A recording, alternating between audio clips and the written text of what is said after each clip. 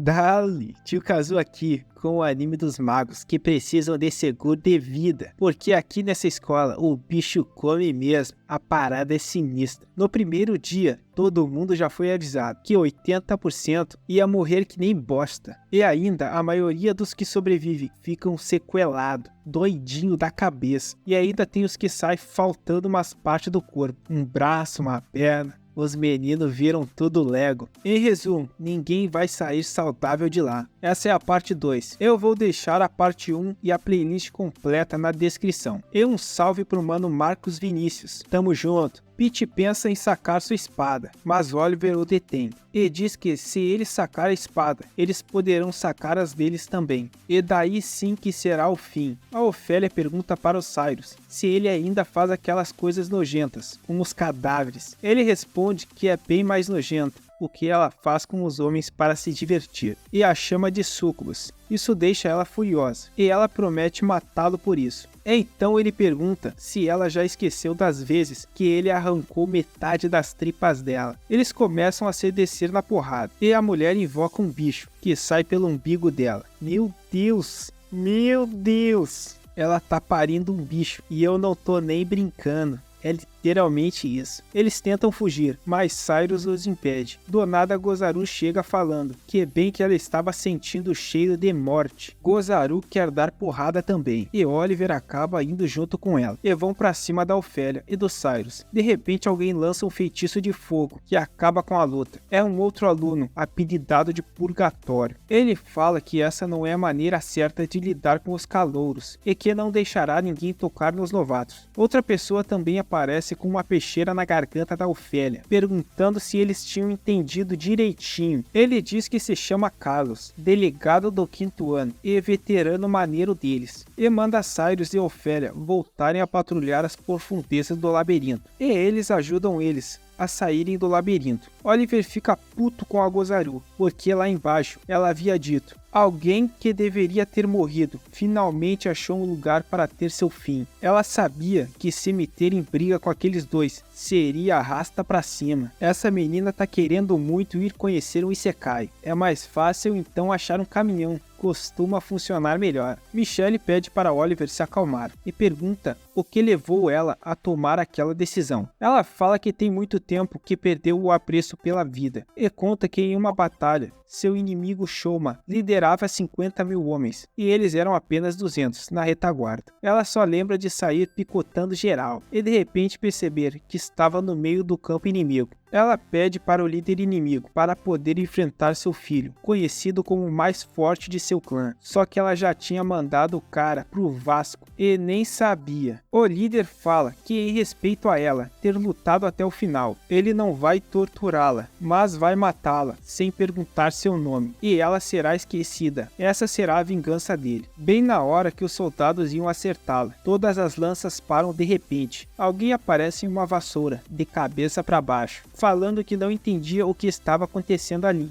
Ele fala que seria um desperdício deixar um talento como o dela morrer daquela forma. Então ele pergunta se ela gostaria de ir para a sua nação e se tornar uma maga. Depois ela conta que não tem prazer em brandir sua espada por vingança, mas há prazer quando há amor mútuo entre dois oponentes que se respeitam e travam um duelo justo. Na cultura deles, isso é chamado de Shine Ways, quando você luta com alguém que admira e respeita e cancela o CPF dessa pessoa. Ela sabe que isso é perturbador, mas é isso que ela sente. E quando lutou contra o Oliver, ela sentiu isso, e que quando ele se afastou dela, ela se sentiu muito triste, e isso a deixou tão desesperada que em algum momento ela começou a desejar a morte. Ela fala que se ela se apaixonar por ele por causa de sua pessoa ou por sua espada, não há nenhuma diferença nisso. A Michelle pergunta se um duelo não letal não basta. Gozaru responde que não. Ela aprendeu a lutar para cancelar, então não consegue levar a sério se não for assim. Michelle fala que, como amiga dela, ela tem o dever de dizer que ela tem que encontrar uma nova maneira de viver a vida, que não envolva alguém ter que morrer, que não envolva cancelar ou ser cancelado. Pelo menos não todos os dias, né, Paul? Deixa só pros finais de semana. E que seu amor dela não vê diferença entre uma espada e uma pessoa. Ela deve tentar enxergar o Oliver que está ali na frente dela, com ou sem espada. Oliver pede para ela prometer para ele não ser uma kamikaze maluca. A Gozaru grita que sim e pede perdão. No outro dia na escola, alguém pergunta para o professor se é verdade que ele consegue usar uma magilâmina. Então ele diz que demorou para alguém perguntar e explica que existe um tipo de magia específica chamada magilâmina, e que uma magilâmina é uma magia que, quando usada, matará sem falha o seu oponente e sem qualquer resistência da parte dele. Basicamente uma técnica suprema, e que atualmente há 6 magilâminas conhecidas. Muitos magos têm como principal objetivo desenvolver uma nova magilâmina ou inventar maneiras de derrotar as existentes. Porém, isso é praticamente impossível e já faz muito tempo que continuam existindo apenas 6. E naturalmente essas técnicas são secretas. Como elas funcionam e quem pode usá-las não é divulgado. São poucos os que sabem algo sobre elas e seus usuários. Sendo assim, ele não pode confirmar se ele é ou não um desses usuários. Uma garota pergunta o que aconteceria se 2 usuários de magilâmina se enfrentassem. Porém, ele não responde. O cabeça de bosta de antes começa a encher o saco e insiste em um duelo contra o Oliver. Porém, quando eles estavam indo, a Gozaru o para e diz que não sente ambição nenhuma de vitória, vindo do Oliver. E diz que não acha certo que ele perca de propósito e pede para ele que, se for para lutar, que ele lute com tudo. O cara de bosta fica mais pistola ainda. Eles acabam não lutando. Depois a Michelle conta que ela é amiga de infância daquele abobado e que desde crianças eles dois eram constantemente comparados. Por isso hoje ele é piradão com esse lance de força. O Pete chega e diz que a Catisleia fugiu para tentar parar a execução do troll do desfile. Porra, meu, essa é daquelas que tá toda hora fazendo merda e enchendo o saco por nada. Sinceramente, eu deixava ela virar estatística. Vemos a Catis tomando uma bronca de alguém, falando que detesta ter que falar a mesma coisa para a mesma pessoa 2 vezes, e que na terceira ele começa a não ver mais a pessoa como pessoa, mas sim como uma CPU estragada. E a gente sabe o que rola com CPU velha, porrada pra amassar sem dó, que é pra amassar mesmo. Ele reconhece o sobrenome dela e diz que poucos são tão idiotas quanto os pais dela. Vou ser sincero, não curti muito essa menina. Pra mim ela tem que mais é que tomar porrada. O cara diz que o pedido para poupar o troll é irracional, é que se ele deixar o troll vivo e ele acabar matando alguém, como ela poderia se responsabilizar por isso? Ela diz que conversará com o troll e pedirá para ele se comportar. Não preciso nem dizer que a terceira vez chegou. O cara se cansa de papo furado. Ele lança um feitiço para ver se ela acorda pra vida. Os outros idiotas chegam. Michelle fala que isso foi um pouco demais. Eu achei que foi pouco. Ele foi deveras cordial. Eu tô ficando nervoso aqui. Eu quero ver o pau comendo. O Snake fica puto e ameaça descer o pau em geral. Mas uma outra aluna chega para avisar que foi registrada uma contestação à morte daquele troll. O instrutor Luther chega e diz que o uso de feitiços altamente dolorosos nos alunos foi proibido há 5 anos.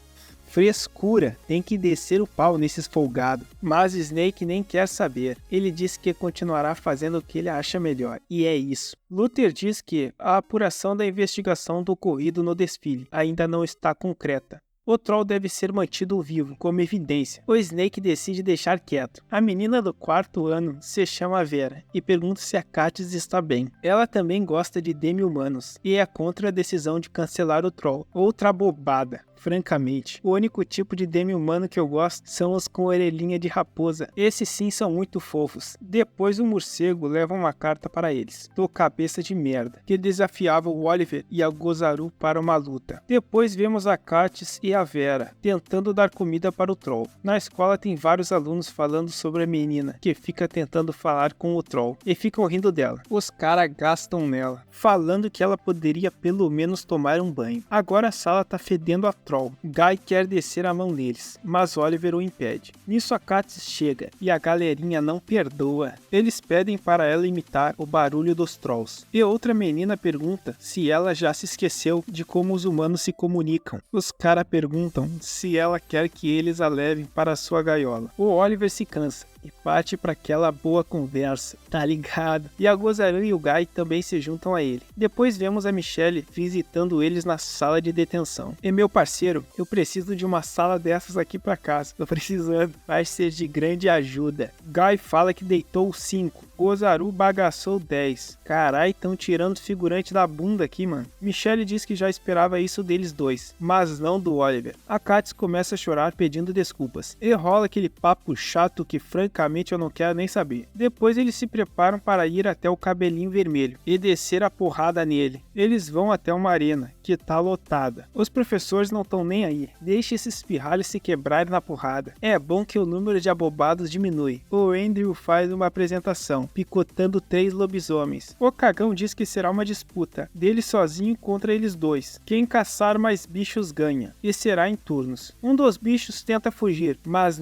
não dá muito certo. Ele é bagaçado. Isso deixa a Gozaru furiosa. Ela grita para eles pararem, e talvez eu tenha que cortar uma cena ou outra, porque a galera agora vai começar a virar Lego de montar. Gozaru diz que forçar criaturas que não querem lutar a entrar em um campo de guerra é um absurdo. E um absurdo maior ainda são aqueles malditos que não fizeram nada, mas estão ali, apenas olhando e rindo. A plateia começa a vaiá-la e jogar coisas nela. Ela diz para o Oliver para eles irem embora. Isso não é uma batalha digna de suas espadas. Alguns alunos dizem que vão arrebentar eles, caso não voltem para a arena. Mas a Gozaru adora a ideia. Ela estava louca para descer a porrada em geral. Do nada um pedaço de bosta é jogado no campo. Esse já foi de base. Do nada aparece um bichão, transformando geral em adubo. Vários NPCs começam a atacar o bichão. Mas NPC é NPC. Só serve para conta de abate. Oliver fala que aquilo é uma besta familiar divina e que eles não são fortes o suficiente para enfrentá-la. E no alto aparece uma mensagem dizendo para eles aproveitarem a sensação de serem caçados. Talvez aquela Vera, amiga da Katniss, pra mim ela é a minha suspeita. Todas as portas foram trancadas. O bichão pode se divertir à vontade e sem pressa. O Andrew tá se cagando todo. Ele tenta correr, mas a criatura vai atrás dele. Porém a Gozaru a para. Ela começa a lutar contra ele. Enquanto isso, a plateia está enfrentando os lobisomens que fugiram. Agora tá liberado, cancelar geral. O Oliver salva a Gozaru de virar petisco, porém ele acaba sendo atingido pelo monstro. Ele se retira para se recuperar. Nisso o cagão pergunta para ele como ele consegue continuar lutando, porque é o que tem que ser feito, né, ô seu arrombado. É isso ou morrer que nem bosta. O Oliver volta para o campo. Ele diz que eles não vão aguentar muito tempo, então é melhor acabar logo com isso. Ele vai criar uma abertura para ela conseguir pegar a kill. Porém, a criatura se recupera muito mais rápido do que o esperado. Então Oliver decide virar uma free kill. Porém, o cagão entra na batalha e salva ele. E a Gozaru consegue finalizar a galinha. Essa galinha aí tava fazendo amor com suco, com vontade.